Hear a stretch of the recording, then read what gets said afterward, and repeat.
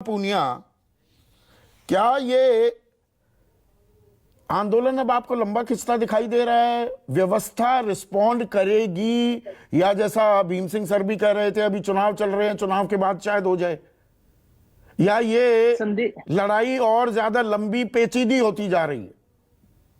संदीप जी, अपने पिछले एपिसोड में जब बात कर रहे थे तो मैंने एक बात कही थी कि अब जो खिलाड़ी धरने पे बैठे हैं उन्हें खेल भूल जाना चाहिए।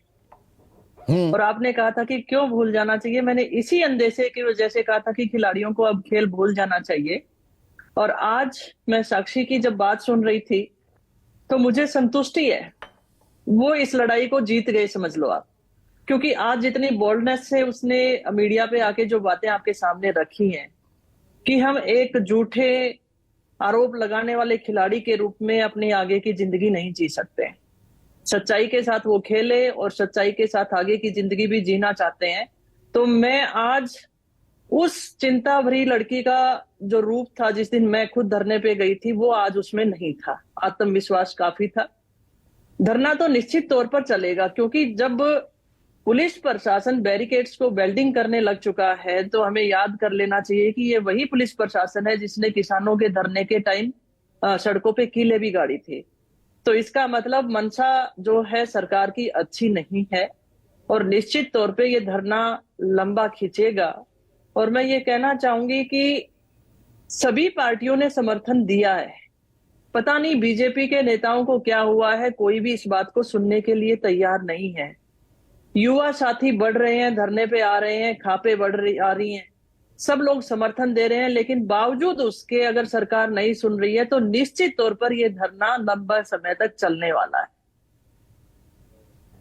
नहीं, धरने में राजनीति जुड़ती चली जाएगी। आपको मूल सवाल यह है, इंसाफ मिलता दिखेगा क्या? क्या 10 तारीख के बाद या 13 तारीख को नतीजे आते हैं, व्यवस्था की हुक्मरानों की निगाहें खिलाड़ियों पर भी पड़ेंगी? संदीप जी, जिस तरीके से आज 16वां दिन है और देश की उन बेटियों ने एलिगेशन लगाए जिन्होंने इस देश को नाज दी है, जिन्होंने इस देश को अपना मेहनत करके एक पहचान दी हो, और मैं ये कहना चाहूंगी इन 16 दिन में भी अगर कुछ नहीं हुआ तो निश्चित तौर पर समय तो लगेगा, लेकिन सच्चाई की जीत हमेशा होती है, ये मैं कहना चाहती हूँ। और बार बार अगर कहते हैं कि किसानों का धरना प्रदर्शन ये वो, तो मैं ये कहना भी चाहूंगी, मुझे कोई संकोच नहीं है। अगर किसान संगठन भी इसमें साथ आकर समर्थन देते हैं तो मैं अपनी बहन बेटियों को कहूंगी कि उनका समर्थन उन्हें लेना चाहिए, क्योंकि ये भी उसी समाज से आते हैं, वही गांव से आते हैं, उन्हीं की बेटियां हैं।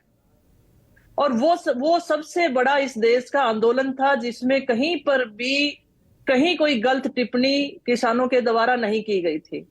किसान आंदोलन को कमजोर करने के लिए तरह तरह की बातें की गई थी, लेकिन किसानों ने धैर्य रखा, पेशेंस रखा और अपनी लड़ाई को एक पाक तरीके से लड़ा था। ये जो धरने में बैठे बच्चे हैं, क्या हुआ? कानून तो वापस हो गए, न्यूनतम समर्थन मूल्य को आज तक नहीं, कानूनी जामा नहीं पहनाया जा सका है।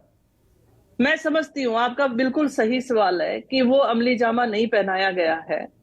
आदमी एक बार ठोकर खाता है, 2 बार खाता है, 3 बार खाता है तो बेवकूफ कहलाता है। मुझे ये लगता है कि ये जो किसान आंदोलन हुआ था, इन्हीं बच्चों जो जिन परिवारों से ये बच्चे आते हैं, तो कहीं ना कहीं ये उस आंदोलन से शिक्षा लेंगे।